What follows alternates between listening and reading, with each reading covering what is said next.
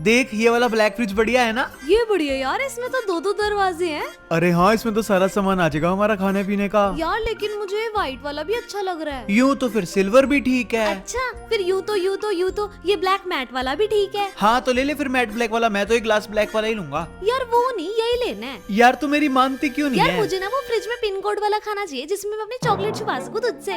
यार तू चॉकलेट के लिए ये वाला फ्रिज ले रही है? अरे ये ले तू, ये 10 रुपए रख, जा जितनी चॉकलेट खानी है तो खा ले। फ्रिज तो अपन यही वाला लेंगे।